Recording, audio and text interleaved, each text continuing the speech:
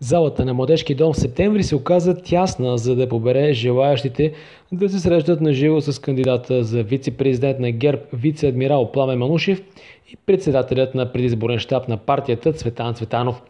Освен тях в септември днес пристигнаха евродепутатът на ГЕРБ Андрей Новаков, областният управител Гинче Караминова, народните представители от ГЕРБ Дончо Баксанов, Десислава Костадинова и Димитър Гечев, областният координатор на Политическа партия ГЕРБ Пазарджик Найден Шопов. На входа на Младежкия дом с пита и шар на сол гостите бяха посрещнати от кмета на община Септември Марин Рачев, председателят на Общинския съвет Лазар Влайков и лидерът на местната структура на Политическа партия ГЕРБ Атанас Узунов. Преди да започне словото си пред жителите на община Септември, заместник-председателят на ГЕРБ Цветан Цветанов извини за отсъствието и по обективни причини кандидата за президент Цецка Цачева. От всичките ръкопляскания изпитах истинско удоволствие, когато съобщиха, че на сцената се качва кмета Марин Рачев.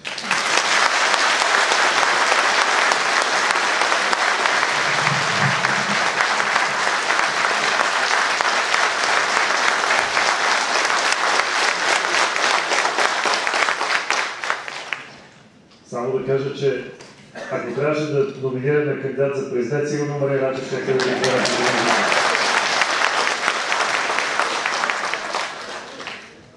Много е важно, когато се получава една обществена подкрепа за човек, който прави реални неща. Повярвайте, в периода, в който има възможност да се запознава с Марин Рачев, това беше доста преди местните избори, видях в него едно сърце.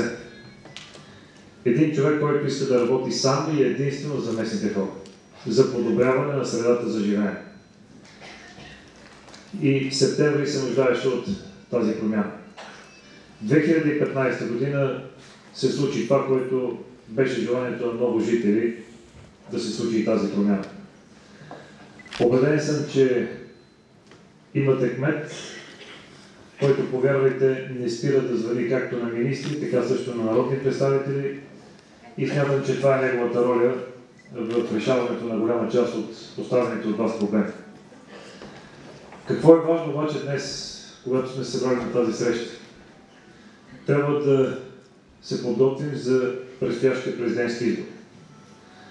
А това, което имаше като възможност кметът да ми сподели, в момента е подготвил няколко проекта, които са свързани с енергийната ефективност. Около 5 многофамилни жилища ще бъдат санирани. Това е програма, която осигурява правителството на Бойко Борисов от момента, в който взехме вторият управленски мандат 2014 година. Тази програма навсякъде по страната получава изключително добро и високо одобрение. Тя може да продължи само когато имаме политическа и институционална стабилност. И това, което казахме, е, че 5 вече са готови с съответните договори и изпълнители, но се подготвят още 5. Което означава, че за до година предвидените средства, които е заложил Министерски съвет, са 1 милиард лева и тази програма ежегодно да може да намира своето приложение във всяко едно населено място в страната. Казвам тези неща, защото много са предизборните срещи, които се правят в цялата страна от всичките наши останали политически опоненти. Не очаквайте от нас да застанем и да говорим обидно или да говорим агресивно за нашите политически опоненти. Ние искаме да бъдем реални. Ние не искаме да бъдем популисти и не искаме да заставаме пред вас и да казваме: от утре пенсиите стават 500 лева, от утре заплатите стават 1000 лева. Първо, някои кандидати объркаха предизборната кампания. Говорят все едно, че участваме за парламентарни избори. Там пък още по-голям популизмът, който сме го слушали в предишни години, когато са се случвали съответните кампании. Днес ние трябва да говорим за това дали държавата трябва да продължи по този път на стабилност, който върви в момента, или трябва да се върнем в периода, в който беше съвсем скоро, а това е правителството на Пламен Орешарски, с една много странна коалиция БСП, ДПС и Атака, които имаха една единствена цел – не да водят страната ни в единствения възможен път европейски, а искаха да ни върнат и виждате, че в момента стъпките, които правим, трябва да наваксаме изоставането, което беше 2013-2014. Затова молбата ми към вас е, когато излезем от тази зала, остава много малко време. Поговорете с всички ваши познати, близки и приятели. Нека просто да се възползват от конституционното право да гласуват. Нека да гласуваме за тази стабилност и за тази кандидат-президентска двойка, която може да бъде обединител на нацията. Защото много е лесно да застанеш пред толкова много хора и да говориш неща, които може би голямата част от вас искат да се чуят, но ние трябва да говорим за реалните неща. Защото привилегията, която имат малките партии или тези кандидати, които знаят, че няма никога да спечелят подобни избори, те могат да говорят всичко. Защото никога няма да им се наложи да го изпълняват. Но те могат достатъчно добре да облъчат хората. И вие знаете, имаше една месия Бареков, имаше други месии, които идваха, но реалните неща са съвсем различни. Когато планирахме срещите, които трябва да провеждаме днес, септември по принцип не фигурираше в първоначалния вариант. Но вашият кмет, както казах преди малко, той ще говори само за септември. Него не го интересува нищо друго. За него септември е България и той вика, аз искам, след като госпожа Сачева няма възможност, вице-адмирал да дойде. Той е военен човек, трябва да ме разбере.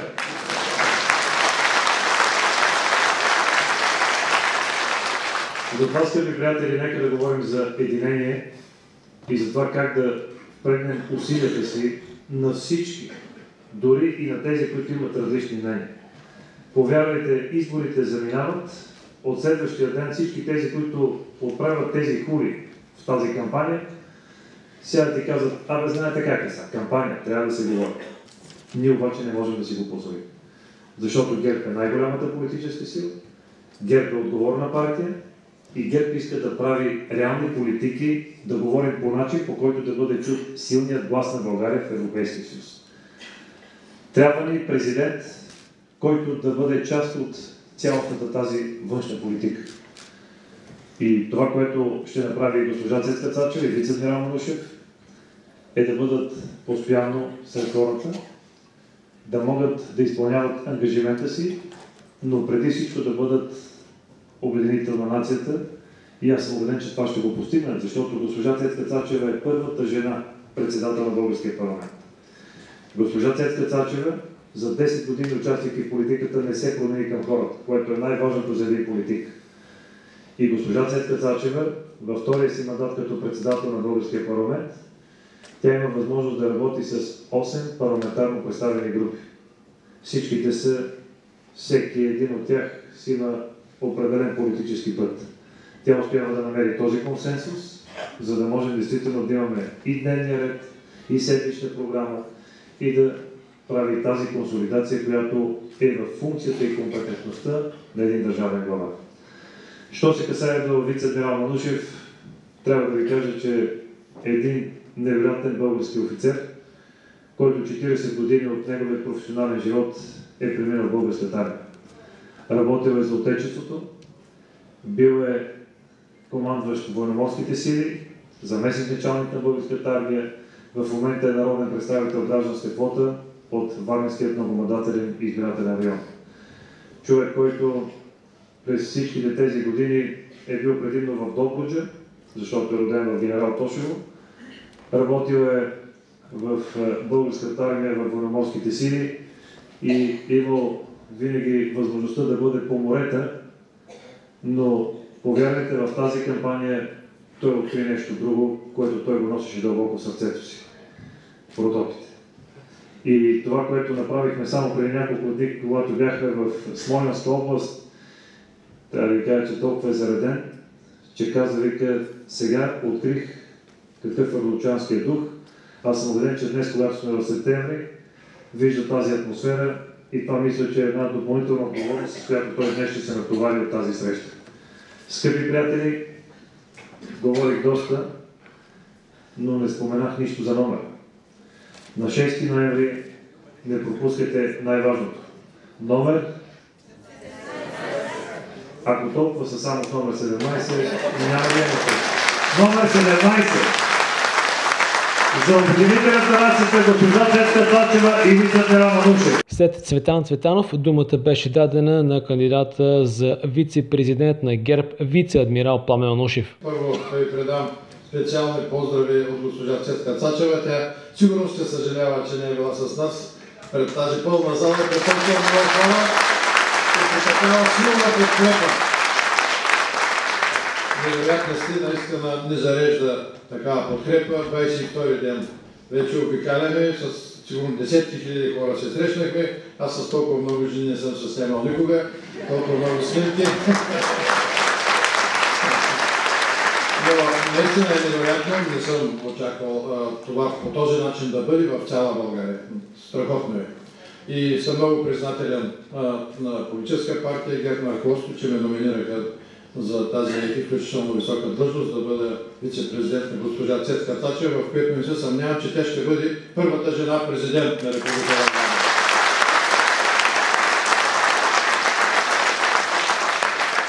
Септември е специално място, пролетта. Април и май, кога представяхме книгата. Дойдохме да представим една книга с Красимир Узунов, Каймак Чалам, плакахме всички. Тук толкова вълнуващо беше и толкова много хора имаше.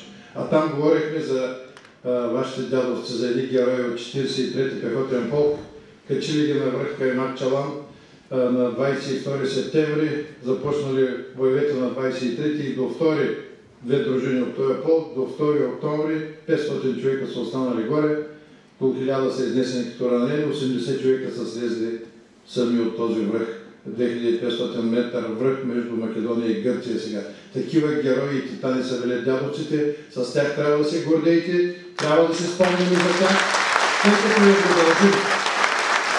Повярвайте, всичките са загинали за Отечеството, с ясното съзнание, са отишли да освобождават братята и да обединяват Отечеството. И моят дядо е участвал в тези събития и го дължим наистина на тези хора, за това и ви го казвам сега. Казвам го и заради това, че България е била силна, когато е била единна, когато е имала национални идеали, за които е стоял целият народ. Народът не се е делял кой кого обича или кой с коя политическа партия е бил. Народът е имал национални идеали да обедини Отечеството, да освобождава братята си. За такива значими национални идеали трябва да се обединим днес, защото стига сме се делили 27 години. Тези идеали са да продължим по пътя, който сме поели, а това е европейския ни път на развитие. Заедно с европейските държави да продължим да се развиваме, да станем равни на тях по всичко, не само като членове, а да станем равни и по доходи, и по благосъстояние, и по природа, чистотата на природата, защото нашата природа е по-красива от тяхната. Обиколил съм света, такава красота, която видях в Родопа, повярвайте, неземна е красотата и няма никъде. Така че трябва да го ценим това, което имаме, трябва да работим за него всички заедно и трябва да продължим по този път. Тези избори са важни за стабилността на държавата. Опитват се с тези избори опонентите не, знаете колко са много кандидати за президент и вице-президент, но по всякакъв начин основните ни опоненти се опитват да разхватят стабилността на държавата, да предизвикат нови пресрочни избори, да настъпи политическа криза, да има временни правителства, да спрат еврофондови. От това нещо държавата ни няма никаква нужда. Държавата трябва да се продължи по този път, уверено по който е тръгнала, за да бъде стабилна, за да има европейски пари, за да има приходни агенции, които да работят, тези пари да отиват в хазната, оттам да отиват до всички общини и да стигат до всеки един човек. Страшно много е направено. Не бива всичко да мразим, всичко да отричаме. Толкова много неща видях в България и повечето от нещата, направени в малки села, градчета, има невероятно китни вече станали градчета, и площадите, и площадки, и пътища из Родопа планина, такива хубави пътища, като магистрали светят, така наистина много красиво. Това се постига само с стабилност, с едно работещо правителство и работещи институции. Затова трябва да отидем на 6 да гласуваме. Трябва да убедите вашите близки, познати, приятели да го направят, защото е важно за България да продължи тя стабилна. Има време за парламентарни избори, ще дойде 2018 и за тях. Сега избираме президент. Сега не избираме нито местна, нито парламентарни избори, да избираме парламент. Така че, наистина, убедете ги да отидем, важни са тези избори. Думите стабилност и сигурност като първо условие за видими резултати и просперитет на България и община Септември се откроиха и в словото на кмета Марин Рачев. Знаете, тук точно преди една година от тази трибуна поисках вашето доверие и вие по един категоричен начин, какъвто не е имало до този момент в Септември, додавате за мен и целия екип.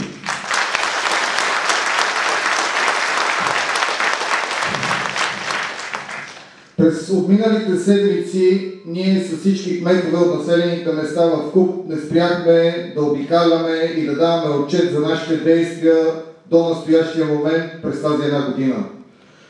Не се спряхме, за да разберете с какво сме се занимавали в общината, какви действия сме предприели, как от нищото сме изправени пред обстоятелствата да правим големи неща.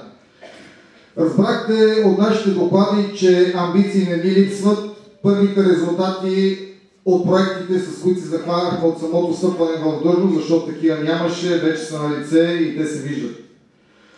Както каза господин Цветанов, в момента стартира и санирането на блоковете, подготвяме и още 5 блока, но нашите намерения не свършват до тук. Знаете, през септември месец в цяла Пазарджишка област ние бяхме общината с най-много входирани проекти по програмата за развитие на селските райони, 18 улици, 6 общински пътя, 9 читалища, училище Христо Ботев и 2 църкви.